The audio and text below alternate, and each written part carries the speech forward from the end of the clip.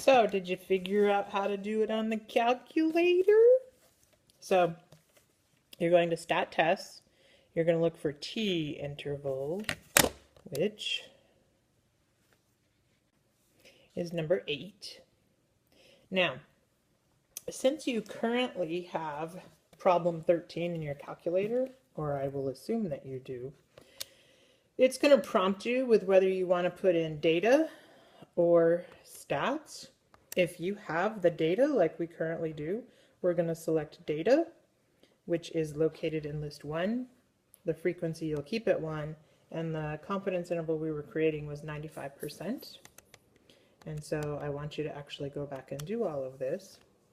And it ever so nicely gives us the X bar, which you could copy down on your paper as though, hey, I found it myself when you're doing a test. And it gives you the S sub X as though you calculated it yourself. Look, 405 to 3 decimal places, and X bar to 3 decimal places is 1222, and it gives you the N value in case you didn't count it up yourself. And so if you notice, your interval to 3 decimal places is 1.085 to 1.359, and that's pretty close to what we had doing it by hand. Amazing. Now, if you don't have the data, then you will actually select stats, and then it's going to ask you for this information, which you should have in order to do that interval. Okay, on to the next one. All right, again, checking your work that you did by yourself on Friday in class. So this time I don't have data. Instead, they gave me information.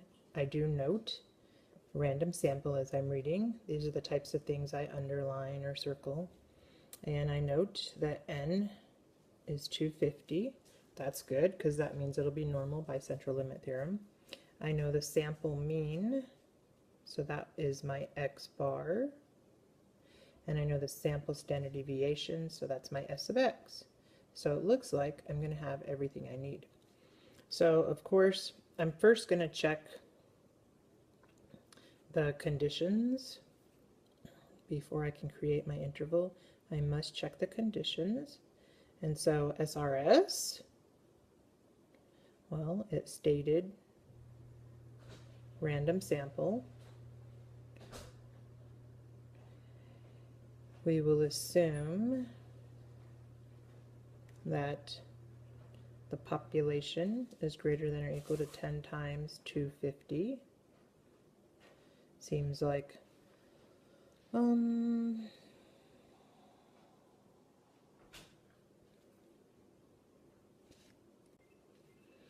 now this one might be actually a problem, because if we're trying to apply this to all AP statistics students, the sample of course was taken from one class, so this would only be, these results would only apply to this school, and I'm going to rather doubt that the school has more than 2,500 AP students.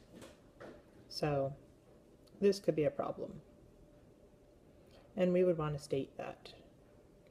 Remember, you're trying to sell the best possible information to whoever's going to utilize it, and even though they don't necessarily know statistics, you do, and you don't want to give them biased or incorrect information.